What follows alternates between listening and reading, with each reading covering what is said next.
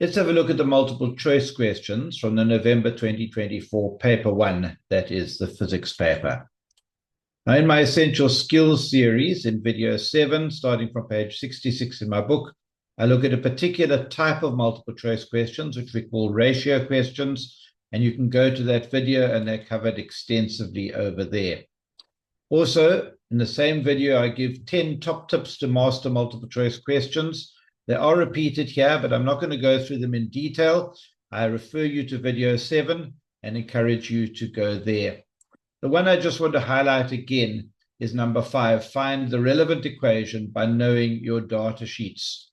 And remember the examiner's comment that multiple choice is one of the weakest sections, and learners really need to practice that. So the data sheets in my book, they're on page 38 and 39 and 40. And they are very nicely arranged for you, but it's good for you to know where the different sections are.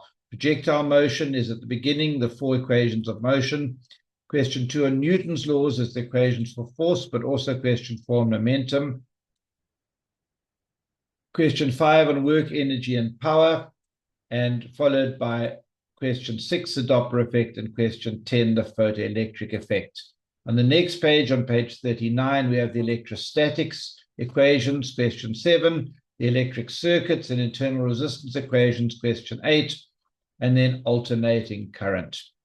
Please notice also the constants sheet, and on the right here, I've just written the questions in which you might use these constants. You can see that G, the acceleration of gravity, comes up very often, but mostly the others come up once only. Now, on page 40, we encourage you to do a simple quiz by yourself or with a friend. Write down all the symbols from the data sheets and see if you can identify which quantity they refer to and which unit.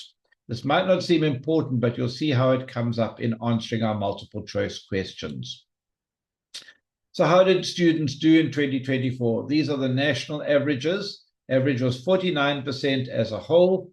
And you can see, if I put in the 50% mark, you can see there were about 3 good questions, which had averages of 72%, 65%, and 76%. And there were some which were quite bad, 1.4, which dealt with Newton's second law and work, energy, and power, and then 1.8, 1.9, and 1.10, which respectively dealt with long questions 8, 9, and 10, where the national averages were in the 30. So you can see a few good, a few bad, but we're going to look at all of these as I go through them. Now, every year the examiner puts out a diagnostic report. It's freely available on the Department of Basic Education website. I encourage you to get hold of it.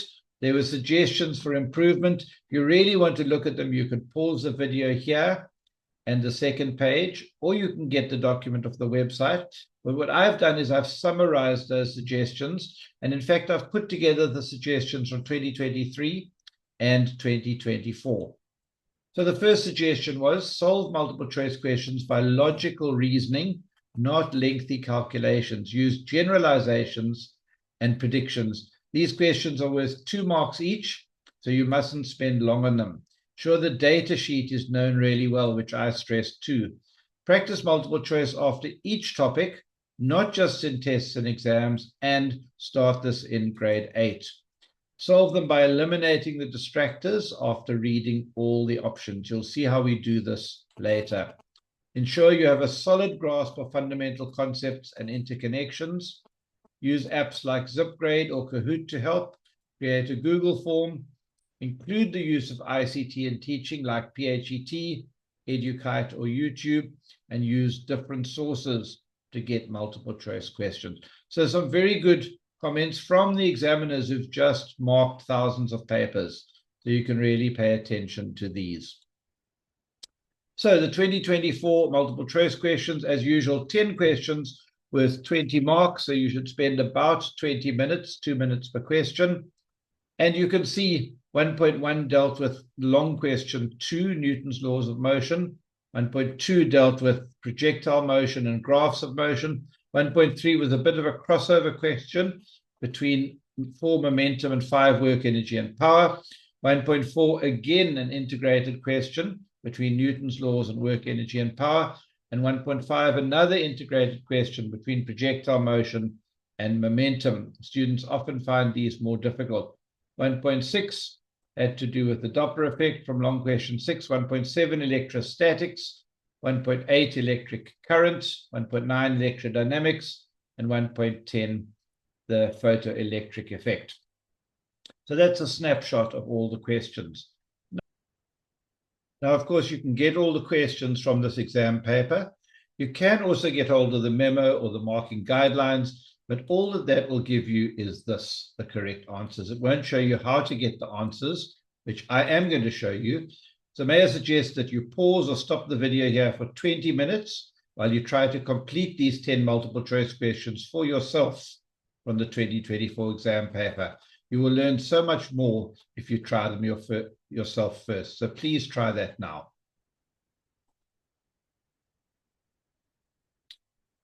So assuming that you've tried them yourself, let's go through them now. Question 1.1 was quite well done.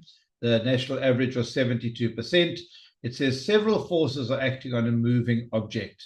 So as always, we go to our data sheet, and with force, we're looking at Newton's second law. Net or resultant force equals ma. And it says these forces are in equilibrium, which means the net force is zero. The net force is zero, the acceleration is zero.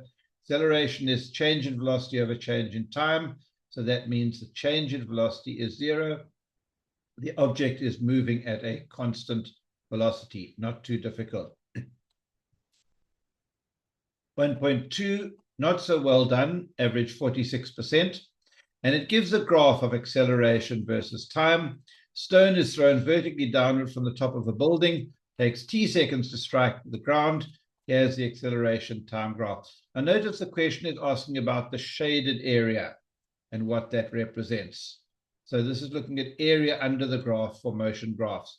Now that height, of course, will be a, and that distance on the x-axis will be delta t. So that area is a times delta t. It's just length times breadth of a rectangle. Now again, we know that the definition of acceleration is delta v by delta t. So just multiplying a dot delta t is equal to delta t. So the area is equal to the change in velocity. So the answer must be D, the change in velocity of the stone. Another way of looking at it from your equations of motion, V final is V initial plus A delta T. So V final minus V initial is A delta T. And of course, that is just the change in velocity of the stone. Note, not the velocity or the final velocity, but the change in velocity. 1.3, not too well done, average 41% nationally. This is a mixture of momentum and energy. You're told a ball going horizontally has momentum P and kinetic energy K. Ball collides with a wall and comes back horizontally with momentum half P. Now again, our kinetic energy we get from our work energy and power equations. It's half mv squared. What you need to notice, there's your two equations, that if after the collision it only has half the momentum, because the mass of the ball remains constant, that means it only has half the velocity, of course in the opposite direction, but that's not important. So the kinetic energy afterwards is half m, but now velocity is half velocity squared. And when you square that, you get a quarter of the original kinetic energy. So because the velocity is halved, kinetic energy, which depends on the square of velocity, is now 1/4.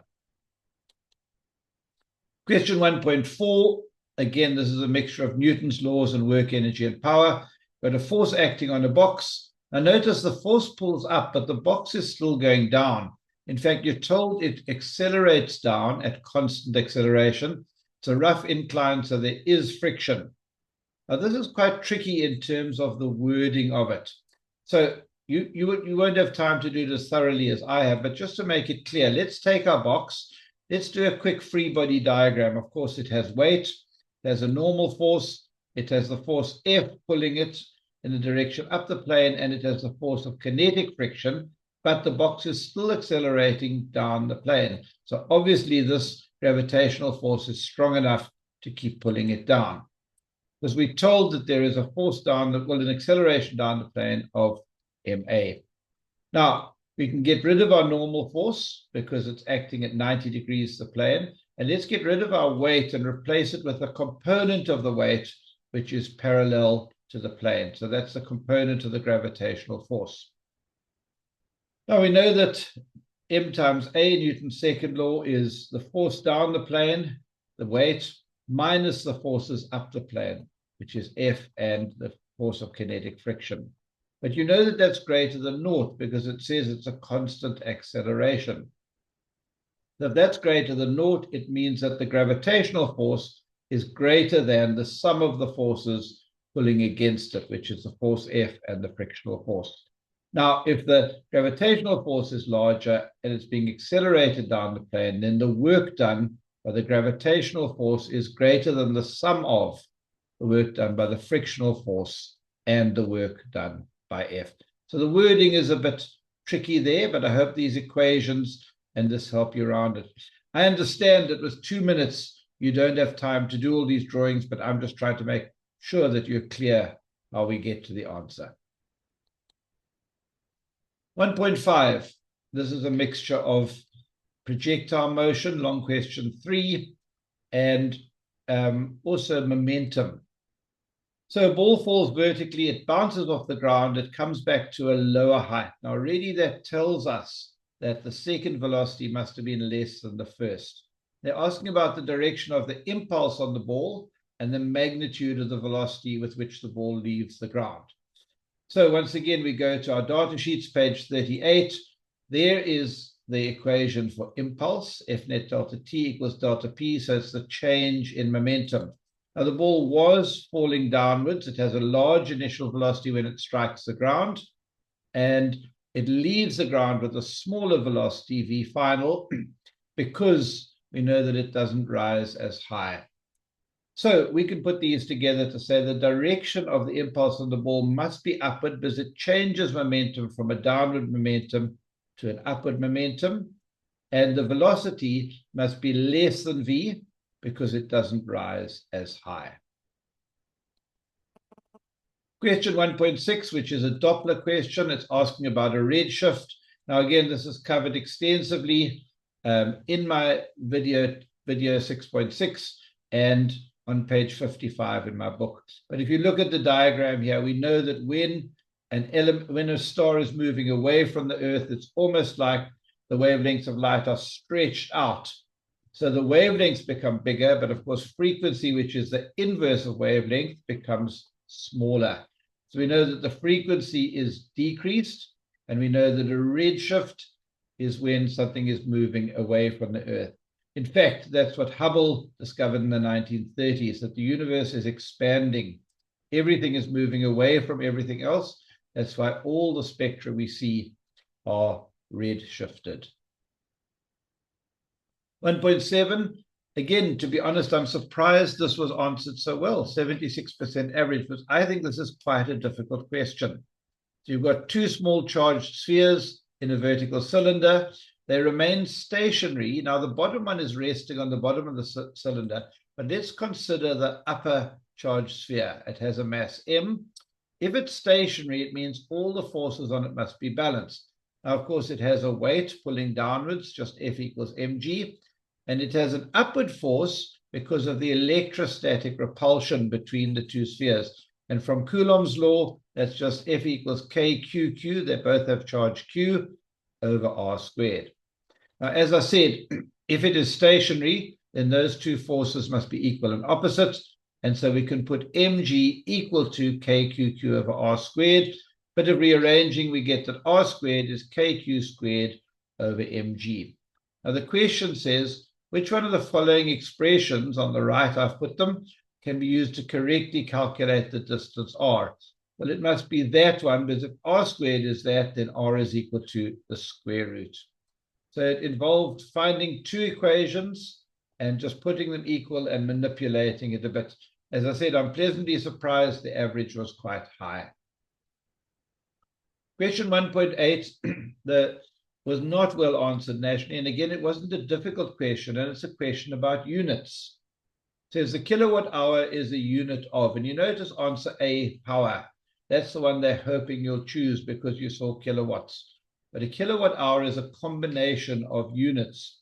Now, again, when we look at our data sheets, we're looking at the power equations. The definition of power is its work divided by delta T. So power times delta T is equal to work. Now, this is power times time. And so therefore, we're looking at electrical energy. So when you take the unit of power, which is the watt or the kilowatt, you multiply it by the unit of time, which is hours or seconds, what you get is work, and the unit of that is joules for the electrical energy gained. Now, just for your interest, you didn't need to know this, but a kilowatt hour is obviously 1,000 watts or joules per second times 3,600 seconds. That's how many seconds are in an hour. When you multiply them out, you get 3.6 million joules of electrical energy. That's the unit that we use when we pay for our electricity in South Africa. Now, again, on page 40 in my booklet, I encourage you to do this exercise to make sure that you know what the symbols are on your data sheets, but more importantly, what quantities they represent and in what units they are measured. If you'd focused on the units, you'd have had no problems with question 1.8. Nearly finished. Question 1.9 on electrodynamics. Not well answered, and it wasn't a difficult question.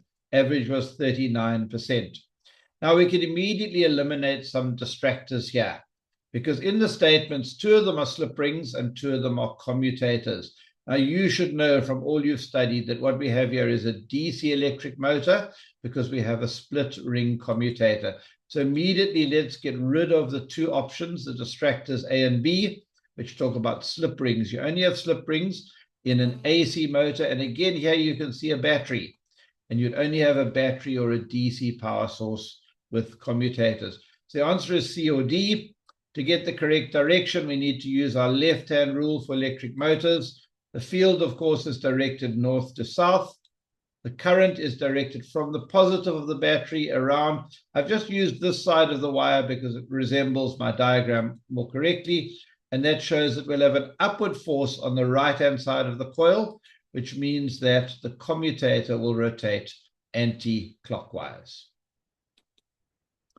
Finally, 1.10. Again, very badly answered, 33%, the worst question. Which of the following statements are true for the photoelectric effect? Now, this is difficult with the language. Photoelectric effect demonstrates 3 things. So either they're all right, or none of them are right, or 1 or 2, and so on. So let's look at them slowly. Now, for this, we need to go back to our CAPS curriculum statement. If you look in grade 11, when you did optics, you did 2D and 3D wavefronts. We looked at diffraction, and you were told to understand that the diffraction of light demonstrates the wave nature of light. So the wave nature of light is demonstrated by things like diffraction, refraction, interference, reflection, and so on, but not by the photoelectric effect. So therefore, we're actually going to get rid of number 1, because the photoelectric effect does not demonstrate that light has a wave nature. Let's check the other 2 statements. Again, when we go to the photoelectric effect in our CAPS document, you'll see there, if I enlarge it, it says, you must give the significance of the photoelectric effect, which establishes the quantum theory, and it illustrates the particle nature of light. So it establishes that light has a particle nature and that light energy is quantized, the quantum theory.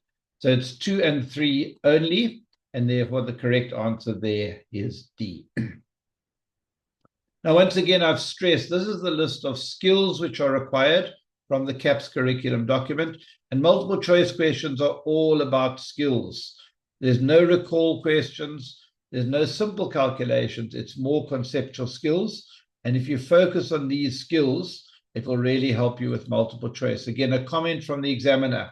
A severe lack of skills is evident. Mathematical, conceptual understanding, and integration of topics, free body diagrams, graphs, and equations. Again, these are the essential skills which I focus on in my videos. So that was the multiple choice. And we can now move on to the longer questions from the November 2024 paper.